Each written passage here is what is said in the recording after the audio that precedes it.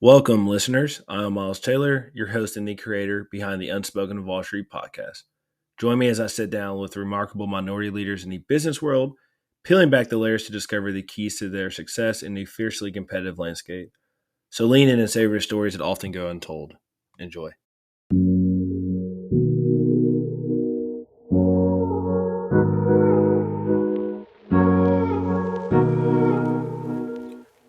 In this episode, Patrick Johnson shares his path from choosing to attend Fisk University, making a name for himself in the powerful Washington, D.C. market, raising $5 billion directly from the government, starting his own healthcare company, and becoming a prominent angel investor. Learn what Patrick has to say about developing a network and the key elements he recommends for becoming successful. Enjoy.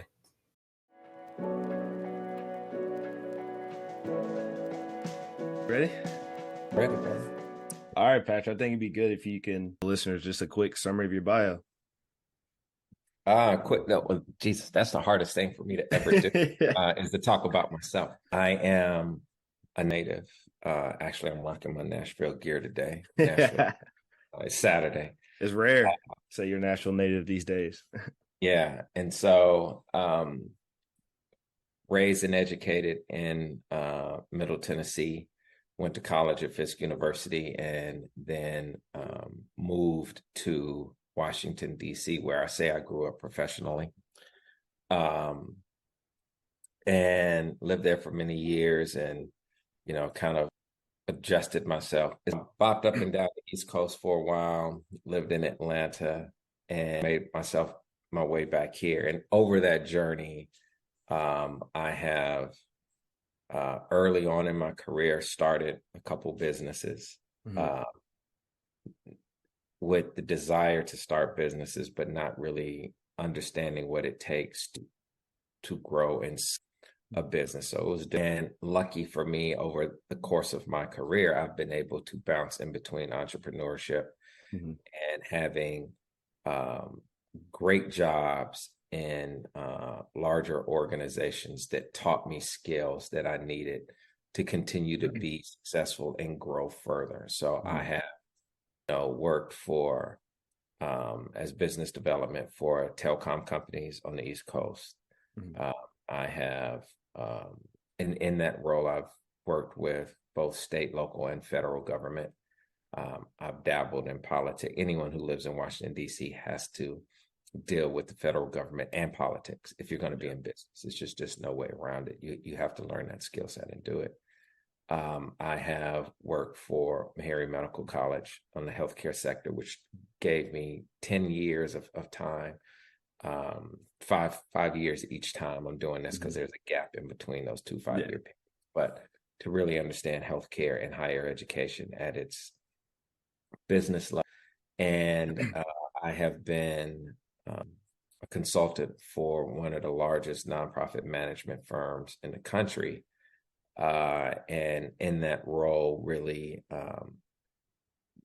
what I did there is something that we called, I'm blanking on it right now, but interim management, where when a CEO, executive vice president, leaves an organization, I would come in and replace that role while there was an executive search.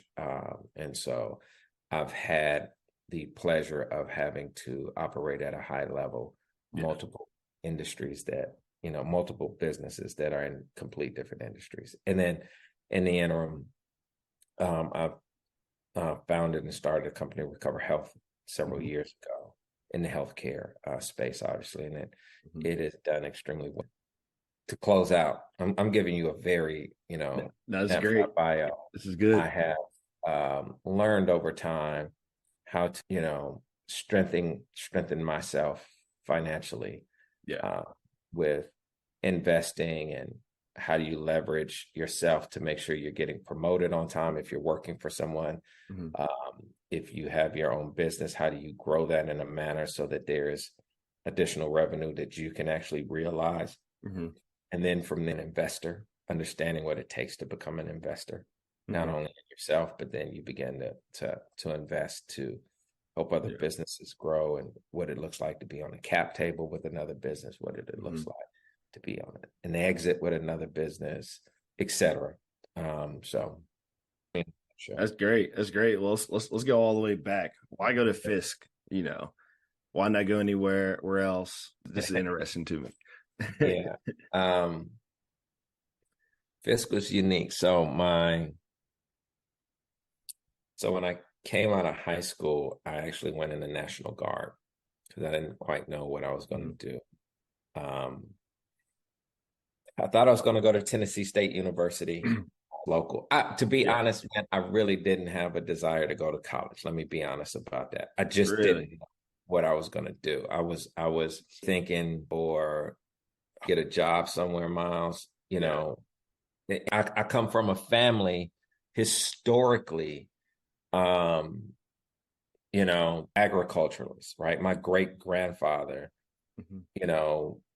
entrepreneur himself, but at the time I didn't realize it. He was a farmer. He was a sharecropper, and so children, my grandparents all had their own farms and etc.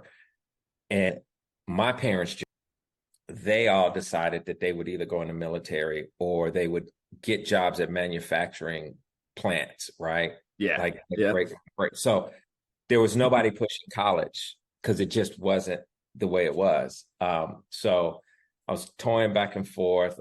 I didn't know if I wanted to make a career in the military, so I joined the National Guard. And while you're away on training, and it was a long training, and so I decided to come back, and I kicked it around. But my father had remarried when I was in high school, and the lady that he married, everyone in her family went to college. She came from the exact opposite, right? Yeah. And most of them had gone to Fisk. And so when I did decide 3 years after I graduated that I wanted to go to college, she asked me to look at Fisk, and I did. And because she went there, her father was dean there, et cetera, I ended up at Fisk. And I thought it was a great decision. And did you meet anyone at Fisk? Like, were you doing internships? Just kind of walk me through your goal at Fisk. What were your first thoughts? What did you want to get out of it? You wanted the truth? No. I mean, that there was no. I did have an internship with Northern Telecom at the time. It's a Canadian Bell company. Back then, AT&T did not own all the telecoms, right? So every region had its own telecom company. So I interned there. In that, I thought I wanted to go to law school. So I just did what, passed the required coursework. You take your LSAT, you apply, you get into law school. That was just the model of what you did. And I thought that's what I wanted to do because I knew I wasn't going to be able to go to medical school. I just had the traditional college experience. And I think what happened for me around junior year, going into my senior year, began to have a little more in what I personally believed I wanted to do. Like I always remember wanting to have a lot of money and wanting to, I knew that business was the way that you were going to have to get money, because I wasn't an entertainer. I wasn't an athlete. Right. So like, okay, so I'm going to have to earn this, like real money, not a high salary. And my senior year kind of decided to open up. You're probably too young. You're definitely too young to remember this. I opened up a pager company store. I don't want to call it that. You said a pager company? Yeah. So I did that. Tried to get that off the ground about a year or so. It was extra money. I still have a job, and do that. But at the same time, the cell phones were becoming affordable and people could get them. So I didn't understand markets. So I didn't realize that the cell phone industry was going to cannibalize the pager industry. Right. But that was my first foray in the business. And there was a guy by the name of Dr. Bobby Austin, who was a Fisk graduate from the early 70s. Yeah. And I met him by chance. He was a fraternity brother. His kids went to Fisk with me. Mhm. His son pledged the same fraternity as I pledged, and him, and he offered me a chance to come work for him in Washington, D.C. And he said it would change your life. Not working for him in the company, but what he was doing was investing in a younger person to say, if I give you exposure to most people don't have exposure to, it will help catapult you and where you're going to go. And that was the truth. It was his investment in me as a person that convinced me to go to Washington, D.C. Wow. He paid me well. But he exposed me to people that I would only read about or see on TV.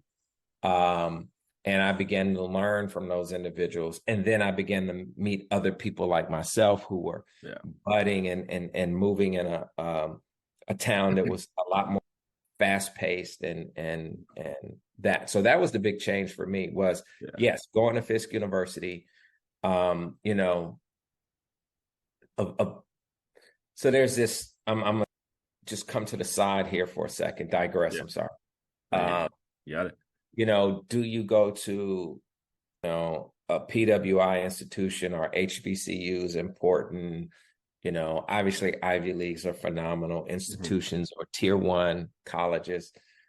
Just as far as network and nurturing and things like that, it's a little different. In a day and age where the internet can level the playing field.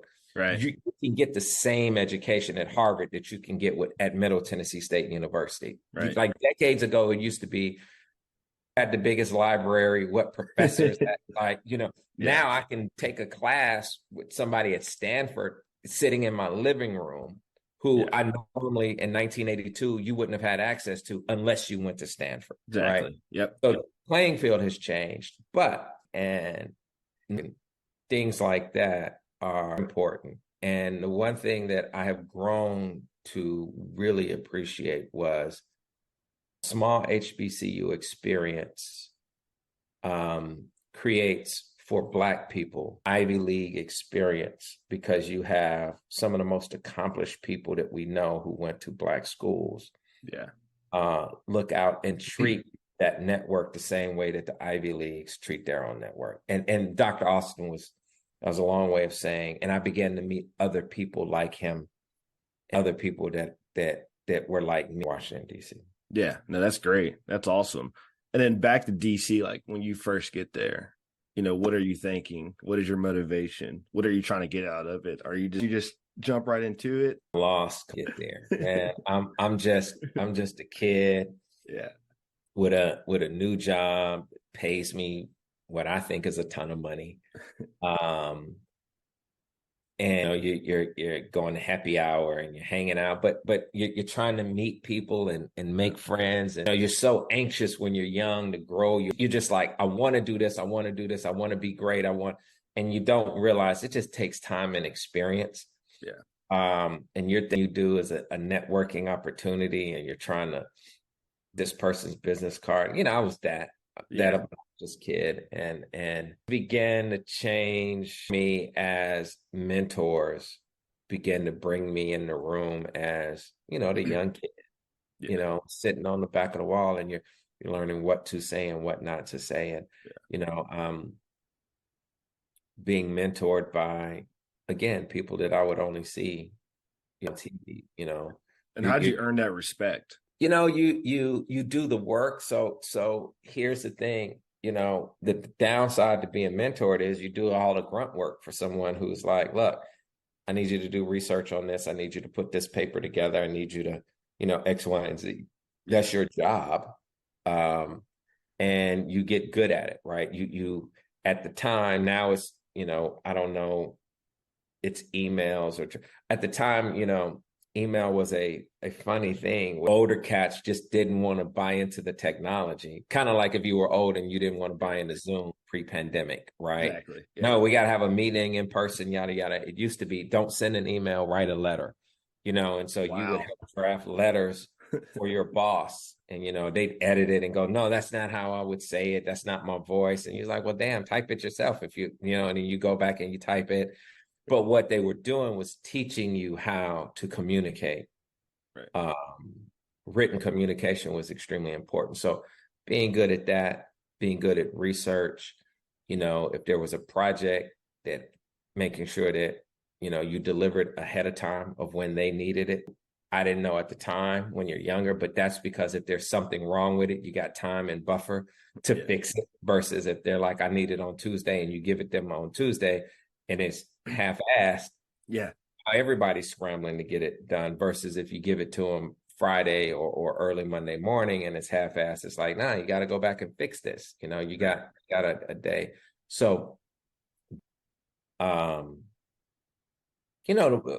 most important thing is being so prepared within the scope of what I could prepare for. Right. That when asked a question, my answer brought value. Like even if it's the most insignificant piece on the whole project, the fact that when it's time, Patrick, should we, go meet with this person when we're on the New York trip? And I say, this might be something with the UN or something real important that I have nothing to do with, but my job is to say what hotel we should be in. I'm making this up off the fly right now. Yeah. I would have researched 5 hotels and said, we should stay at this hotel. Mm-hmm. Here's the reason why we're not staying at the other hotels. It's going to be an inconvenience for you. It's going to be an inconvenience for this person. This work. And they're like, great. We didn't have, it was value add to what we do. Now, it wasn't the main. Yeah. Right? When you do that well, then they give me another bigger piece to say, well, okay, he keeps delivering on the minute stuff. Mm-hmm. As it moves up, then I get better and I learn and I have experience on things like that. And do those practices still stand, right? What you do is extremely important. Whatever the task is that you're responsible for, proficient at that. That's important. And that will get you a long way. I expect that for anyone who works for me. Mm-hmm. Whatever it is that I ask you to do, just be damn good at that. Yeah. That's more important than being half-assed at what you believe are bigger and more important things. Yeah. Whatever you're handing me is garbage. If you're half-assed at it, I don't care if it's the most important thing. It's not. Yeah. It's not ready. It's not good. But if the least important thing, but it is part of the process, you give it to me and it's excellent, and I don't have to worry that it man, you're so valuable to the team at that point, because I can trust you. You play football, right? Yeah. I don't care what everybody's looking at on the field. They're looking at either the running back, the quarterback, or the receivers, right?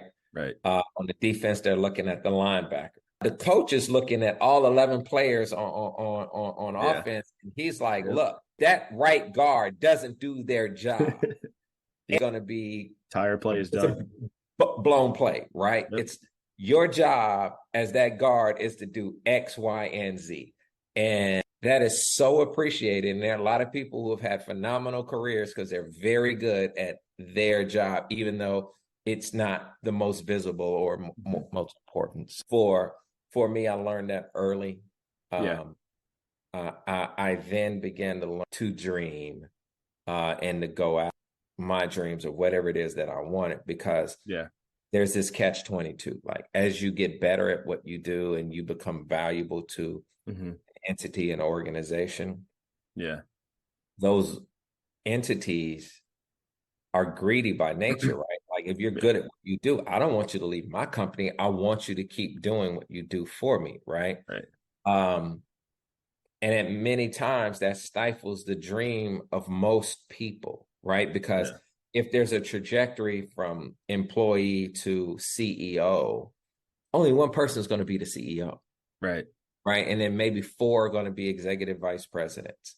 And then you'll have, or 1 or 2 will be executive vice presidents. And then maybe 4 will be senior vice presidents. And, if 6 people want to be the CEO, they're not all going to become CEOs there. So you have to say, okay, when do I leave? When do I go somewhere else where there's better opportunity? When do I create my own opportunity for whatever it is I want? Because for some people, eventually in an order isn't going to satisfy whatever their overall life goals are going to be.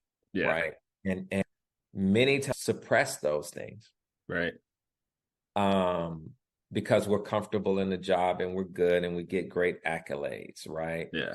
But you really want to go, I want more for me. I want more for my family. Mm-hmm. And I had to learn that every time I realized that I was no longer moving in the direction of the more for my family, I needed to move and do something to keep moving in that direction. But me being great at what I help someone else fulfill their dreams, right, with what they're trying to accomplish with their family.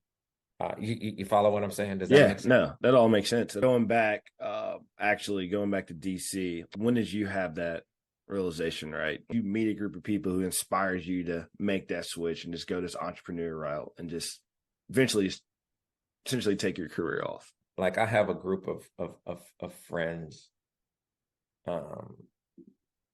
that we all kind of came there together. Yeah. And we pushed and motivated each other. And we've been doing that for 20 plus years. And so I've been lucky. Yeah. Because I know a lot of people, and I have meetings with people who want to pick my brain or, ask my assistance of things. And they don't have that. Like, it took me a long time to realize that I thought everybody had a crew of people that pushed each other and supported each other. Yeah. And helped. But that's not the case. You might have one or two people, but I have, like, it's a crew of 8 of us, right? Like, that's a lot of people. That's a lot. It's a pack. Who have very similar, drives and ambitions and have been able to be with each other from, a young age to getting married to having children to like that's a journey. Yeah. And that was it. And eventually, it's kind of what I alluded to. You have people who in the crew who were like spun out and started their own companies or firms or whatever. Some moved up to the higher executive suite. That's just constant motivation. One of the things I say is I try to always be dumbest person in the room. That means I'm in a room where I get to learn, right? Like, if I'm not the smartest person in the room, I'm gaining from everybody that's in that room something. Yeah. They're helping me become a better. Once I am the smartest person in that room, there's nothing I can learn. Like, if I hang out with a bunch of recent college grads, I am the smartest person in the room. I can guarantee you, right? But it's nothing that I learn. Now, they'll learn a lot from me. Yeah. But then I'm not learning anything, and I'm getting duller, and I'm not getting sharp. So I got to move to a room of people who are doing things that I have yet to do. I'm qualified to be in that room, but I'm not as everyone in that room. And do you all still meet pretty regularly? We hang out regularly. We meet. I was just in Washington, D.C. a couple of weeks ago. We throw a party every year during the Congressional Black Caucus. Oh, wow. Invite-only party. Dang. It's free food, free alcohol, great DJ, but it's a invite only list of, everybody thinks they're important to come to this thing. So I just, I'm not knocking. We love the people that come there, but it's a bunch of people who are, we meet to that officially. And then after that, the day after we have official dinner, because we don't all live in DC anymore. Obviously, we live in many different places. And we break bread together, and it's an all-night dinner, just us. Wow. To help each other with whatever we're dealing with in life personally. And it's kind of a wellness check with each other. And then, and that's set in stone every single year we do that. And then, a couple times a year, sometimes 3, we go on vacation together. And those are built around business strategy. And what opportunities. It went from helping each other in careers to helping each other in business to now at this stage of our lives, it's deal flow. It's, hey, I got this opportunity or I got that opportunity. Do you want to invest in this? Or I'm going to invest in something over here. It might be of interest to you. You know, I can introduce you to these people, etc. You stress the importance of finding a group of people like this to ultimately help you motivate and, get you to that next level.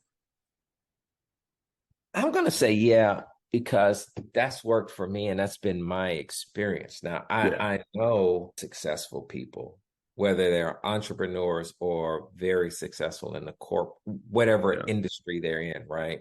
Yeah. Done it, I won't say by themselves, but they don't have a group of people. They might have a couple mentors that have helped them. And, some of them, based on what they do, have been successful because of the service or the product that they are well. But I think the people that I have seen, that's why I'm saying some group, I don't care if it's 3 or 4 of them. Yeah. Because in any journey are true peaks and valleys. Like, I don't care how successful you are going to fall on your ass. Yeah. You are going to have a period where you lose it all.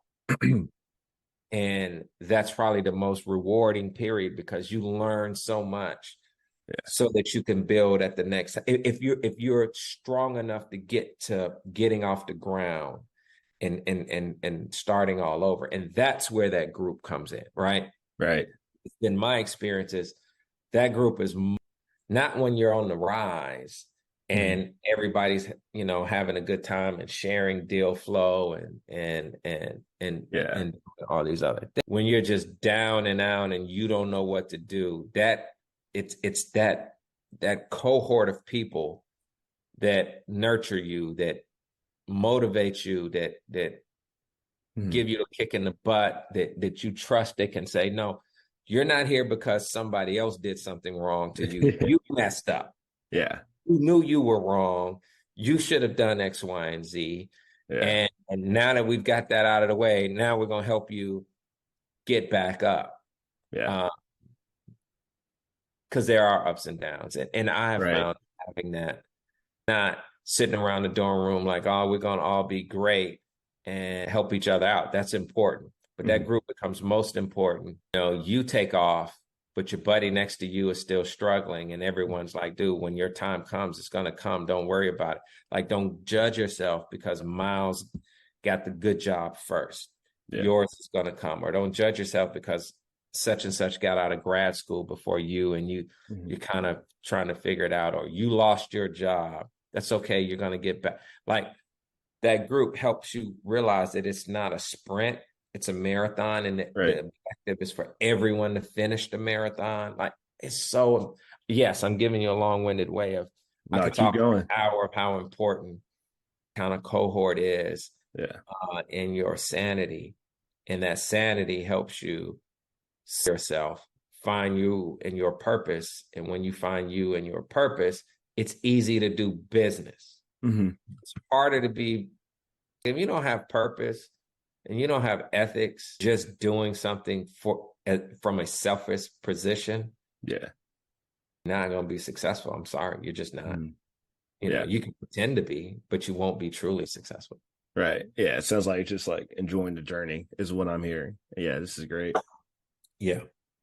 All right. Let's move on. So, Meharry, tell me, how'd you get to Meharry? Were you chief strategy officer or fundraising or? Yeah, I was chief strategy officer for me. Yeah. Can you talk about how'd you end up there? I went to Meharry early before that. This most recent time, Meharry had a new president. Yeah. Dr. James Hildreth was coming in. I'd worked there before we knew each other. And he had this vision of really growing Meharry's footprint and doing some things that Meharry had never done before in a very short period of time, and reached out to me, said, would I be interested? And I was at a point where I was doing extremely well at Campbell and Company. I loved the job, but I was probably about to spin out and start my own firm. I was on vacation with my crew, and we were discussing kind of what the next 2-3 years were going to look like, or 5 years or something like that. And I had a couple of things. I wanted to do my own firm, but I knew healthcare was a great business, and there were a lot of opportunities in healthcare, things that weren't being addressed. And could I get into that? I don't want to waste your time, but that was No. two things that were on my mind. And when the call came from a hearing, I realized that I could partner with a new president that I liked. I could build out the strategy of where the school was going to go and how it was going to operate and all of these things and what its impact on healthcare was going to be in underrepresented populations, definitely underserved medically populations. And so it gave me the opportunity to be kind of face of the institution. Yeah. Meeting with all the power players in the city about the role that it played and gave me a front seat in building relationships in the area so that when I was able to spin out and start my own company, that was a lot easier. Yeah. I loved it. It was a great experience. The hardest thing is populations that everyone needs and has nothing to do with color. Like underserved populations could be rural, it could be dense urban populations, it could be undereducated populations, it could be, just people who don't have access to something, right? East Tennessee is an underserved population. Yep. And providing healthcare for those people or access to healthcare in the right way is truly important, but it's difficult because, in rural areas, you just can't put a clinic on every corner. They can't survive. All hospitals don't survive in area. Like there's a business model that makes it difficult. So I learned a lot of that at Meharry over my tenure working with them, and it allowed me to build models that I think work for me. Gotcha. And were you raising money for them? Yeah. And then that fell on I did communications and marketing. The divisions fell under me, right? Yeah. And raising money, institutional advancement fell under me, and government affairs at the federal level, external affairs at the federal level fell under me. Wow. And then, because I know you were raising money, I think I heard you talk about this somewhere. You were the Trump administration, you had like a weekly call with them raising money. Or so like that. Yeah. So that money involved, but that wasn't about raising money. That was, so when COVID hit, city of Nashville was very important in figuring out how to approach a solution to this pandemic. Yeah. And Dr. Hildreth being a world renowned was part of that. And one of the things that I did, because external affairs fell under my purview, was an opportunity for him to present to the Ways and Means Committee, kind of an approach to dealing with pandemics in the future. And at the same time, we did the same thing for the White House, which was president at the time. Yeah. And as we were working through this, we would have a bi-weekly call with the Trump administration at the White House. This went on for about 90 days. And I'm going to say it was a set bi-weekly, but obviously you'd have calls with staff in between. But it was the White House trying to figure out its solution of what it wanted to do, and you had Congress that wanted to do that. But in between, one of the things, and not to bore you, populations were disproportionately affected by this outbreak for a myriad of reasons, not genetically, but a myriad of social reasons. What we realized is that there are 4 main medical schools. And had they been supported and funded and Duke and Hopkins have been done for decades, right, they would be in a position to have answers to the solutions that people were looking for during a global pandemic. And we said, look, why don't you start helping fund these institutions for research at the same level that you do all of these? And we came up with a number, and it was a calculator, and it wasn't a random number. It was $5 billion that the federal government would invest $5 billion in these 4 schools. And the Trump administration understood that and said, no, this makes sense. Congress said understood that and makes sense. The number's just too high. And so here we are. This is during pandemic. You look at today, not to bore you, and I don't work for Meharry anymore, but Congress, to the tune of billions of dollars, began to invest in HBCUs, not just the 4 medical schools, but there are other that have healthcare programs, pharmacy schools and some other things. There are about 8 or 9 schools maybe that have an impact on healthcare. Yeah. They're being funded significantly, and there's conversation right now on the 4 really being, funded at the level that we asked for with research. And there's a lot behind the scenes of infrastructure and things that have got to go in to do that. But yeah, that was it's a, not putting a political hat on, just looking at how the government works. And I always say the White House, Trump happened to be president, but you have to realize that the White House is an entity that belongs to the American people and the government. And it has a responsibility, regardless of where you land on your politics. There are certain things that don't land on political levels, regardless of what you see when you turn on the television. Exactly. Those institutions still have to do things to make the country run. Right. And, whatever you might think of, the former President Trump, and we all have a lot of things that we don't positively think about him at all. White House, regardless of who was sitting in the Oval Office, the White House was like, this is something we got to get done. Mm-hmm. Yeah. And was that your call? The $5 billion? I'm trying to figure out. Yeah, that was my call. Listen, at the time, I think schools were being funded by the federal government like $300 million for all HBCUs or something like that. Wow. And that's an aggregate, like $300 million? An aggregate, yeah. Wow. And they had never given any money the way that we were requesting. A consortium of the 4 Black medical schools, $5 billion between them. I figured if you're giving them nothing, basically. Yes, not a lot. And you ask for $5 billion, they're going to say, hell no, I'm not giving you $5 billion. Where the hell did you come up with that? Like that makes no sense. I'm not doing it, right? They might not say that publicly, but behind closed doors, like what the happens is number is so outrageous to them. And by the time everyone says, I'm not going to do it, this is crazy, why are you asking for this? You begin to say, okay, I see your point, but I can't give you 5. I can give you 1 billion or 2 billion. Yeah. That's more than you were ever going to get. If you would have asked for 500 million, they're going to be like, no, I can't do it, but I give you 100 million. Yeah. Right. Like it's So you ask for such a large piece that when they say, but is far more than you ever expected to begin with. And that's where we ended up. Right. And then to show you how it changed, there were, I can only speak for Meharry, and I think it's similar to the other schools. I'm familiar with them. But you had principal investigators who would write grants to NIH and places like this, federally funded departments that give to all these medical schools and colleges millions and millions and millions of dollars a year for each. Tennessee Tech, like they all get NIH money for when you apply for things with NIH to do research. And Harry, same professors would say, I want to do this in my lab, or I want to do this study around cancer, and I'm blah, blah, blah.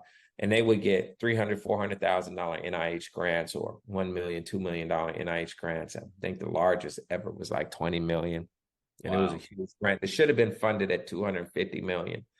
And after we went and asked for $5 billion, within 4 months, zero started being added to the same principal investigators that did it before. So now a principal investigator that would submit something that would ask for $3 million and would get like $500,000, grant. They would never give them the $3 million that they asked for.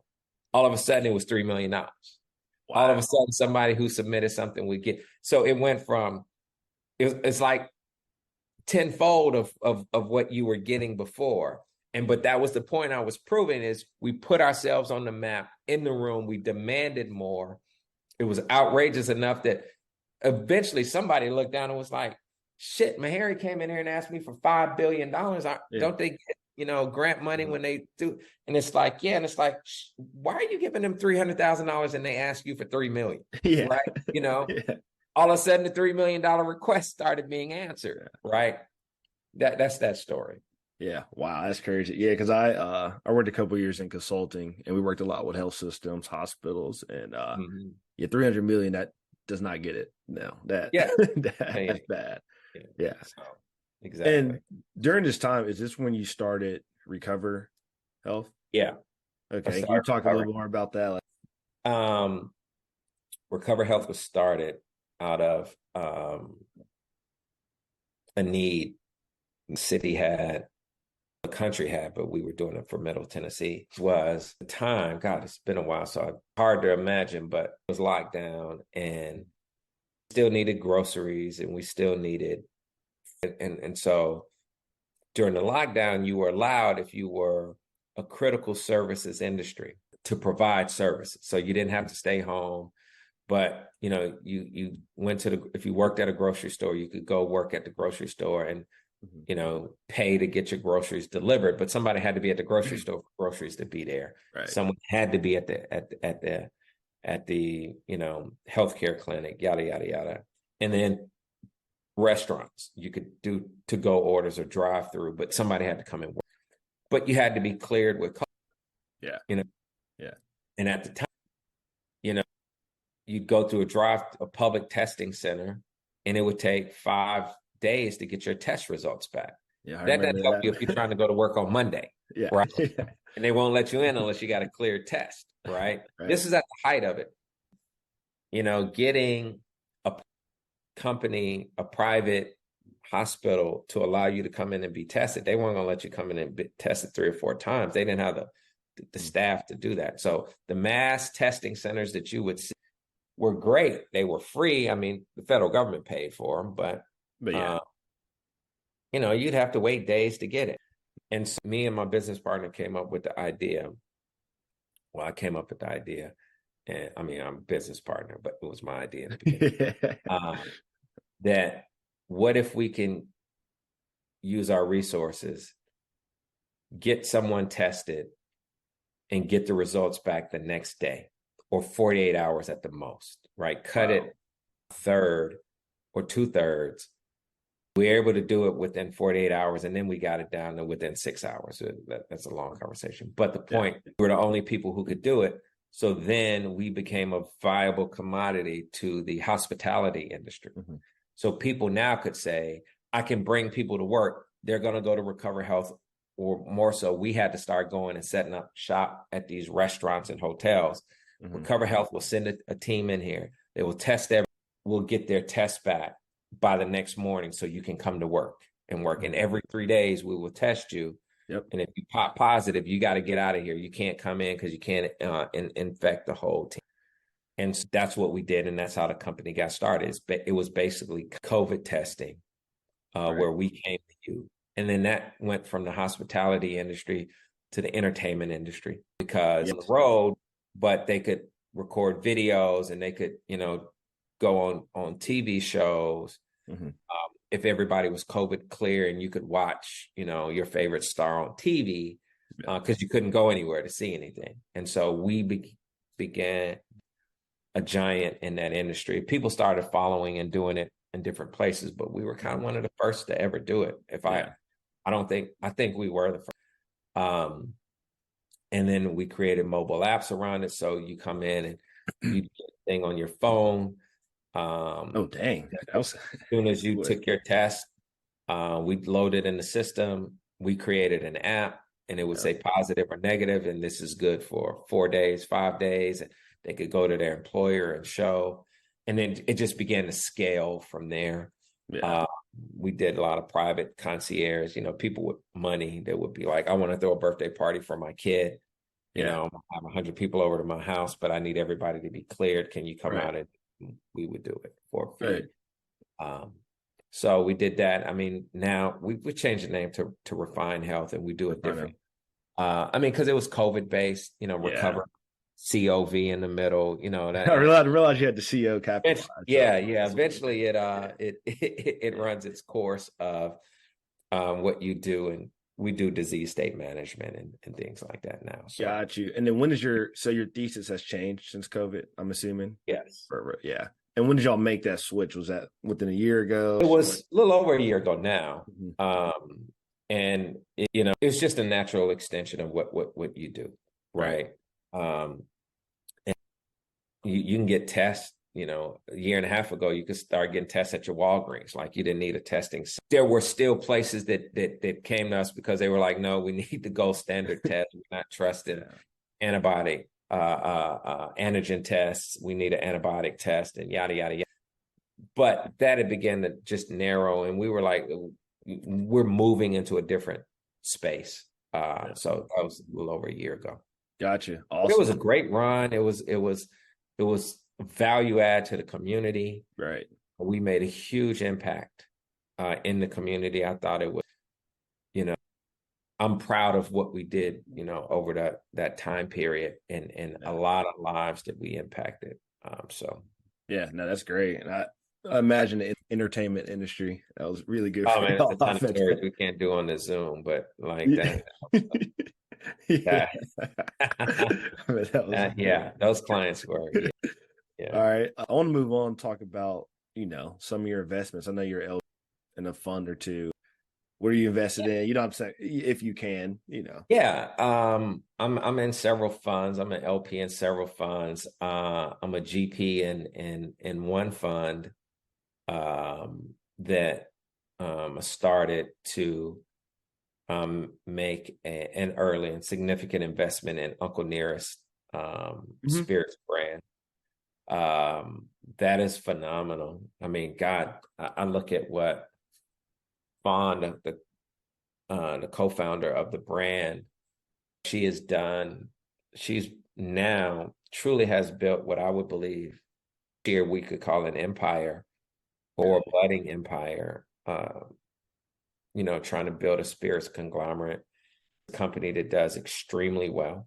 Hmm. Uh, and it's only 6 years old. So who would ever thought, you know, Yeah. that a black owned spirits brand would now rival what Casamigos or any one of those tequila brands that people see on TV all the time, Patron, like they're that level now. And Wow. they haven't been bought out yet. And I don't think plan on being bought out. I don't know. An investor, you do want an exit. But a lot of pride and some of them are just investments that make money or designed to make money. But that's the number one that I absolutely love that I'm invested in. That I think we'll do 200 million this year. Um, Wow. uh, and that puts you at over $1 billion valuation. Right. Um, the other than I'm an LP in is a fund called Jumpstart Nova, Hmm. which is it's a black owned VC fund. Hmm. Gentleman by the name of Marcus Whitney founded that, and it is designed to invest in minority owned, specifically black, but not exclusively, but Yeah. specifically black startups in the healthcare space and I thought that was a bold move for him to do, and definitely invested in that fund, and it seems to be tracking and doing well. I don't know where the fund will close. Fingers crossed that it closed well on Yeah. open exits when it's over. But that one is that's a passion one that I like. I mean, but It's awesome. well, the rest, whether it's in other spirits like bourbon and I've invested in one that didn't do well, but I thought it was going to do well, which was like a version Tesla cars, EVs. But you win some, you lose some. Yeah. Um, what I found is that earlier you get into flow presented to you, just so you can learn what deal flow looks like. Yeah. Whether you have money to invest in it or not. The more that you begin to see pitches and you begin to learn how people invest and how they make capital, how they make money, leveraging the capital that they have, you can't start that. I wish I would have known what that looked like. Hmm. I wish the world was flat when I was 20 something, right? Where that technology made it easy for me to talk to someone every single day in Seattle Yeah. or Washington or Silicon Valley. When I was 25, you had to get on a plane and know somebody, and like you know, everybody didn't have a cell phone when I was 25. Everybody, the internet was just the internet. There were no websites and so this technology, broadband didn't exist. Like video conferencing didn't. You couldn't talk to somebody on a computers didn't have cameras. That's how fast technology has changed. I would say for anyone who's younger now, go listen to pitches from the people who need the money, the startups, which is people generally your age, right? They got a business idea and they're trying to pitch it to somebody to invest in their idea. But listen to how the people who invest in them, the questions that they ask, and what do those term sheets look like? Like how do they position themselves either on the cap table or as an LP in a fund, or like look at all of the things, learn it inside and out. The sooner you learn it, the easier it is for you to participate when you finally do have capital that you can put at risk to make money. Right. Like you can start learning that right now. Yeah, for sure. And that's important, more so than the deal. There's always going to be something that pops up on social media. Did you know such and such invested early in, Twitter, and they only put in $50,000 and they made $250 million. Like there's always those that come out. But more, people make a ton of money on things that aren't unicorns. And sooner you learn what every aspect of that deal flow looks like in 360 degrees, better you are. Yeah, you invest in spirits, right? My entire career has been involved around healthcare. And I want to be able to learn about spirits and other industries, things like that. I know we're running out of time, but I want to take a step back because you just mentioned that you said the Jump Foundry. What was the Jumpstart Nova? Jumpstart. You saying it was bold for him to start that? Why do you make that comment? So I get this straight. You could probably there's an article out there on Marcus Whitney. So when Marcus Whitney worked for Jumpstart Foundry, which is a larger VC firm. Gotcha. Been with them since they're founded, and had worked in the healthcare, venture capital, and tech space for a while, and watched by people who don't look like you and I would get money to to follow their dreams and pursue their dreams, and whether it was a half-baked idea or a great idea, they were given the opportunity to try to make something out of it. Many fail, some succeed. That's just the world of venture and private equity. Well, private equity, you're going to more so succeed, but that's the world of venture and angel. And when George Floyd was killed, like the week after, maybe 2 days after, it was sitting heavy on everybody's heart, and people were saying, now as a Black person, that shit happens all the time. But when the world had stopped and there was no football games to watch and nothing to watch on TV, you kept seeing this murder by police. Now, Black people y'all been murdering people forever. This is the first one where you can't turn away. There's nowhere to go. There's nothing to do. You can't go to a birthday party. You can't play tennis. You're sitting in your house and you have to hear that. And the whole world was horrified. And you have a bunch of places talking about, we got to do something. I can't believe this happened. And he did an open letter that basically said, I hear everyone saying these cops are racist and we got to be better humans than this. And it was basically a letter that said, I've worked in this world and I've watched you ignore. I live in a healthcare town. Like Nashville is the healthcare capital of this country. And he's like, we've invested in so many companies and you won't even give a second look to a company that has founders that look like me, or they're addressing things in communities that are important to us. And, it was a very good letter. And he called out long established, players in this fund and said, you're talking all that shit right now, but you've never done shit. You're on the shit you're saying that you want to change now, but you won't do it. You've never done it. It Yeah. was a very scathing letter.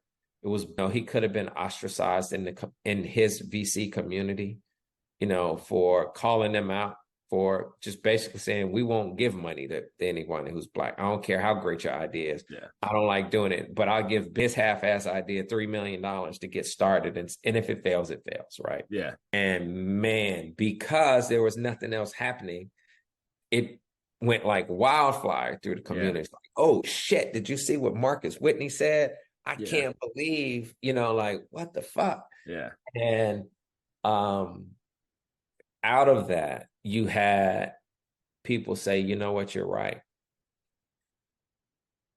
And urged him to start a fund. And you had, entities that would match or put in money in his fund. And he raised a $50+ million fund. Oh, wow.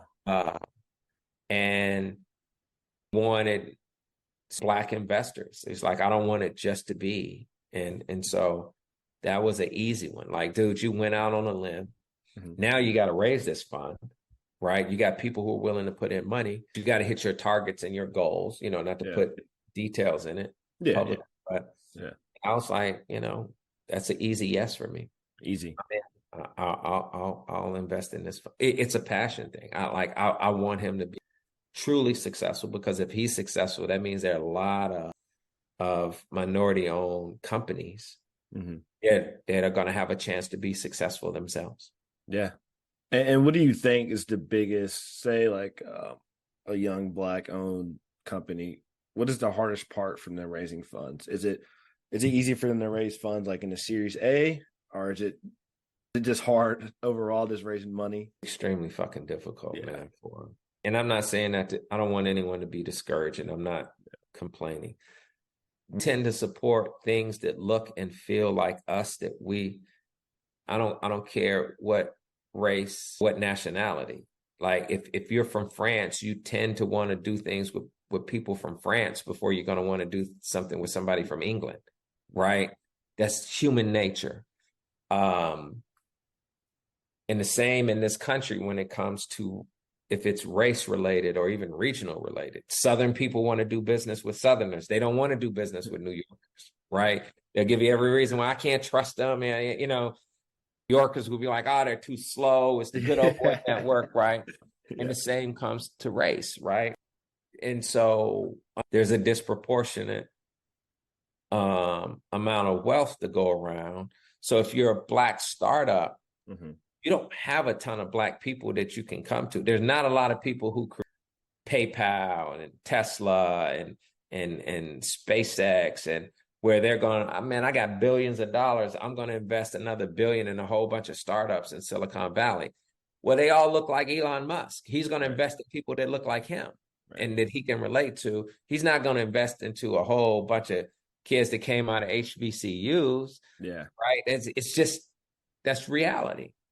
And so, raising money is the hardest thing. Now, once you're in it, let's remove race.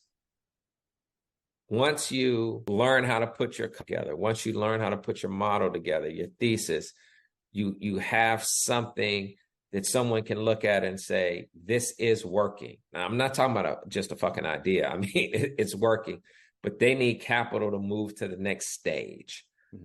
If you're good at that, you can get seed, pre-seed and seed money generally. Black doesn't prevent you from that, because there are enough people at that level of whatever your funding is. If you're good at what you do, you can convince somebody to invest in you. Right. True data, not, I think I heard about it. Vanderbilt University crunched all the data of all Black startups have had A funding, an A round. That means you're good. Like if you can get to an A, done all the right things, you have a product or service that is moving and it is out there in the space, right? You have a customer base. And I hate to cut you off. It's just, I think educationally, can you explain to our listeners, like Series A, like where is that in their process? You're starting a company, you have what's called angels. Those are your pre-seed, angels are your grandmother, your uncle, somebody who believes, baby, I believe in you. You're gonna do good. I'm gonna give you a check so you can Yeah. get your LLC up, and you know that. Yeah. There's that. Pre-seed is where you've put something together. You've gotten your LLC and you have an idea, and you go to some people and it's like, look, I'm gonna need. I'm just gonna do easy farmer math number. I'm gonna need 5,000. You know, do some logos, whatever it is you're trying to do. Simple overhead costs. Yeah. Yep. Yeah. And you'll get some people to do that. Seed money is where you're like, okay, we got to expand what we're doing a little bit more. I got to have enough money to pay some rent, you know, because I got to pay my internet costs. I got to have real insurance now. You know, there are some overhead costs that are going to be here. These are fixed costs, and I need runway for a year on this. That's generally probably your seed round, right? Mm-hmm. Now, when you're doing that, your seed round, now you're putting structure to what your investment is going to be like. Like, it's going to be investing you. They want a return on that. Big Mama and them just want you to be successful. Right. But now someone's like, if I'm going to give you money, I want you to be in a position to where I'll get a return on that. Mm-hmm. And the earliest of those stage, again, is pre-seed and seed. Mm-hmm. It's the cheapest for somebody to come in and give you money because you don't need a ton. You just need to keep the lights on. And that's a smaller network of people. And you generally know somebody, or somebody knows somebody who's willing to gamble on it. If you do that right, you begin to put the company in your business. I won't call it a company. You begin to put your business in the right place. Then you get to a place where you mm-hmm. can actually ask for an A round. That then requires you to give up some portion of the company as an investment officially, right? Now, there's a tricky part to A. As an entrepreneur and a founder, you might think you're A ready. And by the time you sit down and talk to real investors that are true institutional investors, they might be like, you're really in a seed round. You're not in an A round. And they'll have a definition of what that means and what their requirements are. Now, A means you're actually in the game. So let me just fast forward back. If you're asking for A round, that means you're legitimate. You have some investors behind you, but now you're looking for more savvied investors who like, I don't give a shit that I'm looking at the business economics of this. And if it looks like it works and it can work, I'll make the investment. I'm not going to be no heartstrings in it. I don't care if you're trying to cure left-handed hummingbirds in the rainforest. Like you don't have to pitch that to me. Will somebody buy this? Will you make money? Which means exactly money, I'll make money. Right. So that's all they want to hear. Yeah. Now, they don't require you to be locked tight, but they do require to have some type of vision that they believe can make money. When you get to a B round, it gets harder because now someone's like, I want to see your past performance. I want to hear the vision. I want to see what you're doing, but I want to see your past performance. What do those numbers look like? Mm-hmm. Are they tracking and trending in the right way? Right? Do you understand your unit economics? Then you'll get your B round. After that, it's all about future growth and scale. C, D, E, all they want to hear is all of that is taken care of. Can you go from $100 million company to $1 billion company? Yep. If not, you're not going to be ready for a B round. Gotcha. Give you all of that to say, all the investment in post George Floyd and everyone wanting to be supportive or not be penalized Black-owned startups, right? Mm-hmm. Of saying, look, give them a fair shot. If they're legitimate, let's go. They don't have to be, I'm just saying with Black founders, you could, something that has nothing to do with our culture. You just happen to be a Black founder. It's in tech, right? There was a huge jump in people who got A series funding. Mm-hmm. Huge jump. Yeah. Like, now, mind you, it was a huge jump, but still less than 2% of all startups were African American, were minority. Wow. Less than 1% was Black women. Wow. Of the hundreds of billions of dollars that are put out in that less than 1% were Black women, less than 2% were minorities, period. That's crazy. Now, and that was an increase. Yeah. And I wish I would have, I got I got numbers there. I'll share it with you. Listen to this. Closing out 2022 were the numbers when they did this. The drop of all of those people who got A, 92% of them not get B funding. You had an increase of people who got A. Right. Which means you're doing something right. You have a legitimate company. You got a product, service. They put A funding. You've done the other 2 rounds of funding before that. You are legitimate. You got product and service that is out in the marketplace. Yep. Now you need to move it to the next level of scalability, right? You might now you need to go, being a statewide to a regional wide, whatever it is that you do, or instead of, being on 2 platforms or 4 platforms to sell your product, it now needs to go to 12 platforms, and it's going to cost X to do that, right? Your marketing has to increase. These are all investments that have to be made. And you're now saying, I need to raise $5 to $10 million. I've did with your $3 million investment. I've done all the right things. Everything's perfect. Now we're at a $10 million investment, right? They can't get to 10. And that's where the drop off is. 92% can't get to 10. So if I can't get to a B round, I'm never going to get to an exit.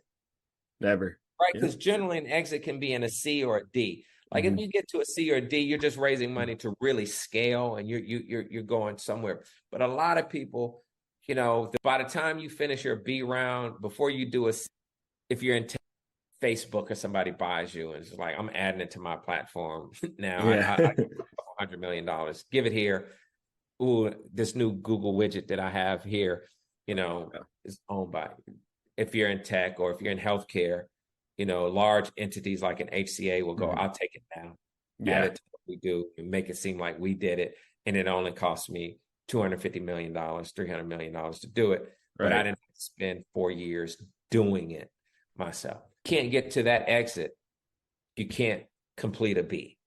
And that's what's discouraging. So, I was long-winded on answering your question. No, that was fantastic. The hardest thing is money, because in order to raise money, this is not a racist thing. In order to raise money at every level, you got to have a network that's always at the next level of comfort, right? Because the same people, Big Mama only could give you $500.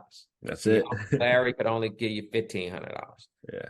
But your seed round, you had a bunch of people write you $5,000 checks. Your A round, a fund gave you between $300,000 and $3 million, right? They had deeper pockets than Big Mama had, right? When you go and you need to raise 10 or 15 million, you got to have someone who's now saying, all right, I'm in for 3 million. Last time I was only in for 100,000, but I'm in for 3 million because I like what you did with the 100,000. But you need multiple people that are in for 3 million. Yeah.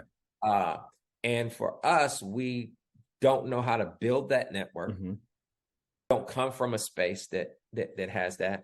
Or the ones that we do, they're tapping out at the $100,000 level, right? They're like, hey, man, I gave you 100. I'm in on the cap table now. You can't come back to me. I don't have 3 million give to you and wait another 3-4 years to see if I get a return on that. So you generally have to go outside of your community. And most of those people are like, well, if I got a choice between giving to Traquarius or giving to Billy Ray, who you think they're going to give their 3 million to?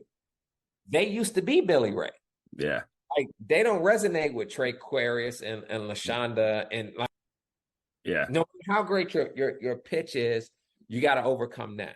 Right. Now the other is I get pitched a lot. I will say, and I think this is one of the reasons why I wanted to do this with you. A lot of people's your pitch deck is shit. Your idea is shit, right? You might think it's great, but it's back to what we started the conversation. You're not proficient yet. Yep. You think it's your idea, you think it's your passion, but no one told you, man, that deck is horrible. Keep doing it again. Do it over and over and over again until it looks like any other decks. Because by the time you go to a fund and ask them for money, you're going up against visually Yeah. a whole bunch of people. And if you don't start with visually, you're on the same footing, you're getting taught. Then the content that's in there, people will say, look, I don't need it to sound like a B deck, right? That's more sophisticated. But I want it to be the best sophisticated C deck there. And if your C deck reads like something Big Mama is okay with, they're like, you're not even speaking seed language. You're speaking, friends and family language. I see that a lot with us. It's like, and that's tough, man. That's a lot of hours that you got to put in, a lot of scrapping and starting all over, because it might have sounded good to you, but you have 3 or 4 people finally read it and they're like, nah, this isn't good. And I'm not talking about your friends that say, oh man, Miles, I like that. I mean, someone that you can convince, like a me, that would say, I've read enough of these that I can look at and throw that shit in the trash. Or like, no, this is it. I might say no because I don't like the business opportunity, but your presentation looks good. The language you're using is spot on. Your numbers are actual real numbers that I can look at and say, okay, they're not fudging this of going, man, if we could get 10% of a $50 billion industry, we would be, I was like, okay, really? You really think you're going to get 10% of a $50 billion industry? Yeah. No, you're not going to get 10% of that. Right. If you say, here's our journey, there are certain things to look at. And that is where you spend your time, exercising through that. Like, and I mentioned it before, you could go on YouTube, or you could buy, for a low monthly subscription. Harvard Business School, Stanford, a whole bunch of schools just got things on startups and venture, and you could listen to those all day long for 2 months in a row. And it's the equivalent of actually going to class, and you can say, I'm going to take all of that and perfect this. But most people don't want to spend that time. Yeah, you're right. I think a point that you mentioned is having that network. And I think it kind of goes back to you were saying earlier, that group of 8 people, or I think it's 8 people you said, you guys meet on a yearly basis and things like that. It just, this is all full circle. It's great. And so network is going to be, and you should just always be building that. Yeah. And again, don't mind allowing you to learn from them. Yeah. What they mind is when you're always coming in and asking for something, right? It's like, dude, you just met me. You can't ask me for something. But if you're like, I just want to observe, can I take you to lunch one day and just pick your brain and do it once a quarter? They'll let you know one day when they have free time, right? And they're like, yeah, no problem. You don't take them to lunch and go, hey, I want you to invest in my business. Like, I want you to tell me, I need to do things, because if I do all the steps, I'm proficient at each and every step. Eventually, I'm in a position where opportunities are going to present themselves to me. Yeah. They just are, Yep. Next for you, man. 10 years, I guess, from now, what do you want to look back and? I am that I'm going to start in healthcare this year. I don't want to talk about it just yet.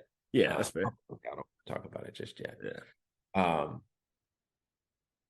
I'm going to do that. I'm looking to retire in 2 years. And that's just a thing.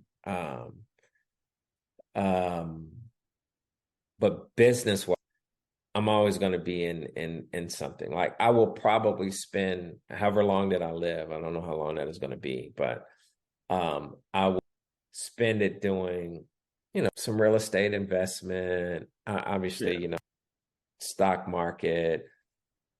I'll keep doing deal flow opportunities that make sense, where still in the game a little bit. Long-term exit stuff. I'm looking for things that are 36 months, 24 to 36 month exits, right? It's basically just flipping your money. Yeah. That and I'm happy with that. Like, I'm not trying to set the world on fire anymore. Like, I hate to say that. I think age catches up with you, and you're like, look, I've done the best that I'm going to do, and I no longer have this desire to want to rule the world and all that. That's when you're younger. Like, you got the energy. Now I'm like, I want to enjoy what I have. Yeah. I far more of my time, and it's not a bad thing, investing in people like yourself. and I don't mean financially, like, you know, trying to find the time to help younger Black people, I'm being very specific, Black people get a jump start that I didn't have in my 20s. Yeah. Thank you Or for that. if they're in their 30s, I want them to have all the information that I didn't get till I was in my 40s, right? If I can give you a 10-year head start on anything that I have, I want to see that, because that's the only way we grow generational wealth in our community. For sure. Is the people who have been down the road to be willing to give you the cheat codes. Mm-hmm. You have to be willing to put the work in. Like, they don't want to give you the cheat codes because you don't want to put the work in. It's like, you're willing to put the work in to be very good at what you do.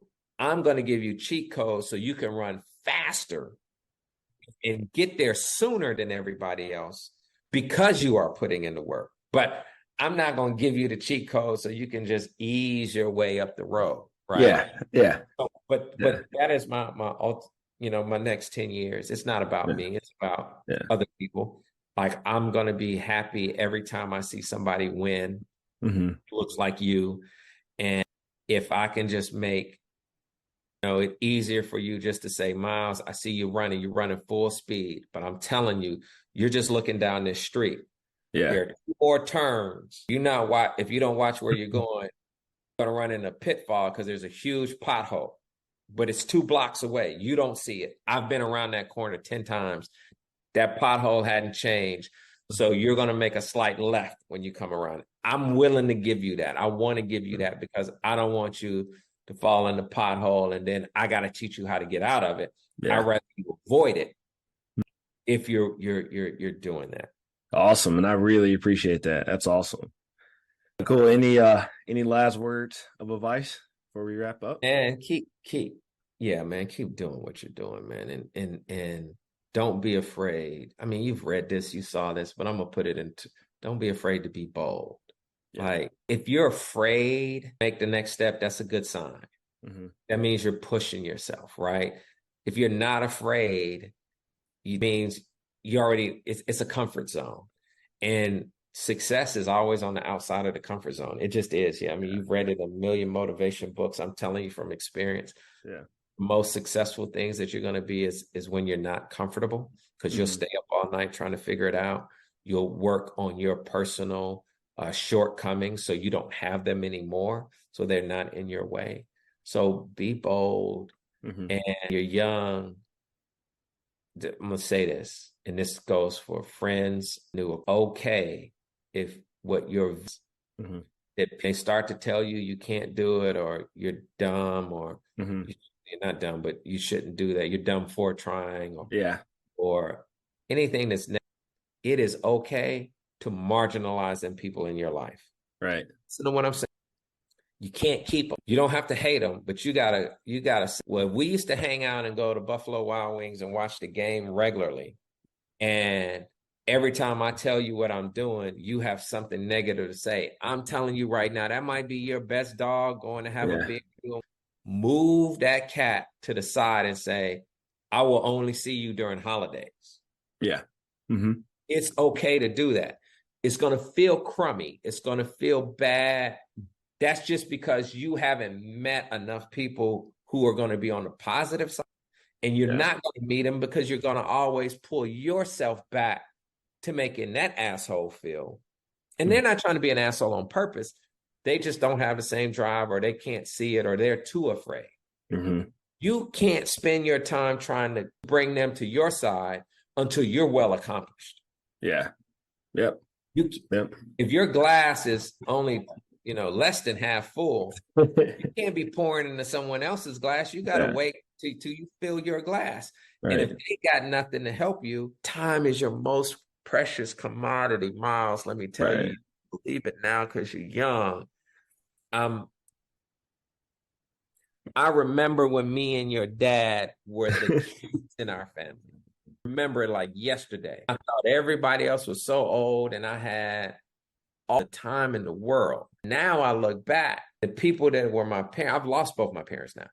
The people that are my parents' age are the oldest. Our family, generations of brothers and cousins, we're the next to the old. We're no longer the kids. Yeah. Like, Yeah. we're at the end of the rope, Yeah. like in the lifespan of being on this planet. And that's your most precious commodity. Yeah. For whoever's listening, if you're young, treat that like tomorrow truly is the last day you're going to get a shot. And you won't spend your time with someone who's not helping you.